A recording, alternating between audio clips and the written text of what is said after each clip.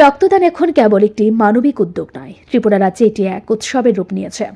রক্তের বিকল্প নেই এবং বিজ্ঞানও এখনও রক্ত তৈরি করতে পারেনি। তাই রক্তদানের মাধ্যমে জীবন বাঁচানোর এই মহৎ উদ্যোগে সমাজের সকল স্তরের মানুষ অংশগ্রহণ করেছে। ত্রিপুরার বিভিন্ন ক্লাব, সামাজিক সংস্থা, রাজনৈতিক দল, এমনকি পারিবারিক অনুষ্ঠানে রক্তদানকে অন্তর্ভুক্ত করার প্রবণতা লক্ষ্য করা যাচ্ছে। এটি মানবতার জন্য এক শুভ লক্ষণ। বুধবার তেলিয়ামুড়া বিবেকানন্দ দ্বাদশ শ্রেণী বিদ্যালয়ে এনএসএস ইউনিটের উদ্যোগে 7 দিনব্যাপী প্রোগ্রামের অংশ হিসেবে একটি রক্তদান শিবির অনুষ্ঠিত হয়।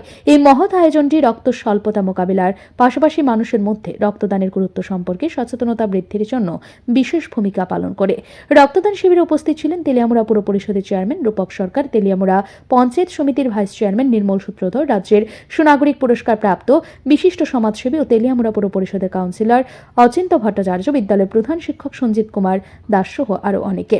শিবিরে বিদ্যালয়ের ছাত্রছাত্রী, অভিভাবক এবং স্থানীয় নাগরিকরা স্বেচ্ছায় রক্তদান করেন। এই উদ্যোগে জাতি, ধর্ম, বর্ণ নির্বিশেষে সকলে স্বতঃস্ফূর্তভাবে অংশ নেন। গত 7 তারিখ থেকে তেলিয়ামুড়া বিবেকানন্দ দ্বাদশ শ্রেণী বিদ্যালয়ে এনএসএস যে বিভিন্ন কর্মসূচি 7 দিনব্যাপী বাৎসরিক যে তাদের প্রশিক্ষণ শিবির সেটা শুরু হয়েছে। আজকে ওনারা রক্তদান একটা শিবির করেছেন তেলিয়ামুড়া সাব ডিভিশনাল হসপিটালে। আমাদের সাথে আছেন তেলিয়ামুড়া বিশিষ্ট সমাজসেবী অচিন্ত ভট্টাচার্য মহোদয় এবং তেলিয়ামুড়া পঞ্চায়েত সমিতির মাননীয় ভাইস চেয়ারম্যান নির্মল সূত্রধর মহোদয়।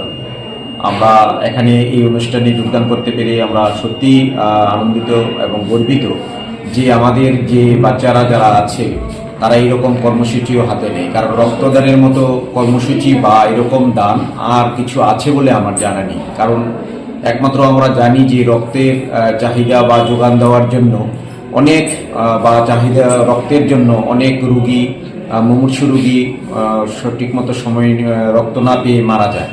তাই এরকম রক্তদান শিবির যে চালু করা বা রক্তদান শিবিরের আয়োজন করা সেটা সত্যি প্রশংসনীয়। এবং আমরা চাইব এরকম এনএসএস শিবিরে তারা যে সমস্ত কর্মসূচিগুলি হাতে নিয়েছেন, যেমন সাফাই অভিযান নিয়েছেন, বৃক্ষরোপণ নিয়েছেন, সমাজসেবামূলক বিভিন্ন গ্রামে গিয়ে আমাদের দুস্থ মানুষের পাশে দাঁড়ানো, এরকম কর্মসূচির সাথে রক্তদান কর্মসূচিও গুরুত্বপূর্ণ একটা কর্মসূচি। এবং সেই রক্তদান শিবির যাতে আরও ওনারা চালিয়ে যেতে পারেন, আমরা চাইব, তাদের প্রতি একটা আহ্বান রাখবো যে এনএসএস যারা শিবির এরকম করে তারা প্রত্যেকটা স্কুল থেকেই যাতে এরকম রক্তদান শিবির অনুষ্ঠিত করে। রক্তদান কেবল জীবন বাঁচানোর কাজ নয়, এটি মানবতার প্রতি দায়িত্ববোধের একটি উজ্জ্বল উদাহরণ। ত্রিপুরায় রক্তদানকে উৎসবের মেজাজে পালনে যে প্রবণতা বেড়েছে তা নিঃসন্দেহে একটি ইতিবাচক দৃষ্টান্ত। ব্যুরো রিপোর্ট, ঋদ্ধি নেটওয়ার্ক।